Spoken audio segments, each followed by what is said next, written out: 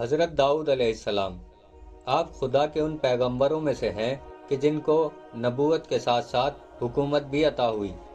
آپ حضرت ابراہیم کی نسل سے فرزندان یہودا میں سے تھے۔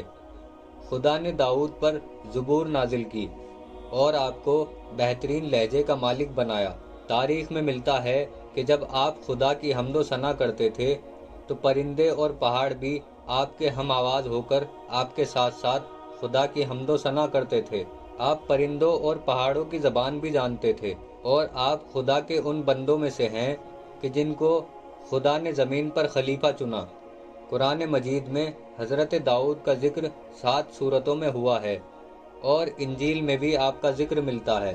خدا نے داؤد کو کئی خاص نعمات سے نوازا، جس میں سے ایک یہ بھی ہے کہ آپ لوہے کو ہاتھوں سے نرم کر دیتے تھے۔ آپ دنیا کے وہ پہلے انسان تھے کہ جس نے لوہے کی زرہ بنائی۔ آپ خدا کے ان 4 پیغمبروں میں سے ہیں جن کو تلوار سے جہاد کے لیے اختیار کیا۔ آپ طالوت کی طرف سے جالوت سے لڑے۔ آپ کے عہد میں طالوت بنی اسرائیل کا ایک نیک شخص تھا جسے بنی اسرائیل کا بادشاہ مقرر کیا۔ جب فلسطین کے ایک جابر بادشاہ جالوت نے طالوت پر حملہ کیا تو داؤد نے طالوت کی جانب سے اس کا مقابلہ کیا اور جالوت کو مار ڈالا۔ طالوت نے اعلان کیا تھا کہ جو شخص جالوت کو قتل کرے گا وہ میری آدھی سلطنت کا حقدار بنے گا اور اس کو اپنا داماد بناؤں گا۔ اس قول کے مطابق داؤد طالوت کے داماد اور شریک سلطنت بن گئے، اور پھر طالوت کی موت کے بعد آپ پوری سلطنت کے بادشاہ ہوئے۔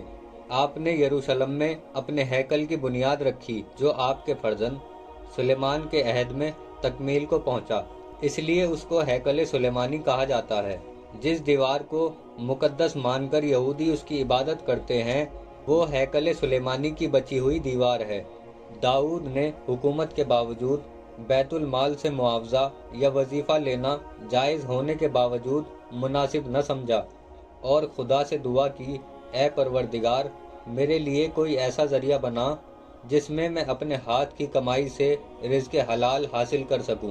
خدا نے آپ کی دعا قبول کی اور آپ کے لیے آسانیاں پیدا کی، جس کا ذکر قرآن میں ہے کہ ہم نے داؤد کے لیے لوہا نرم کر دیا جس سے وہ زرہ بناتے اور اس کو بیچ کر رزق حلال کماتے تھے۔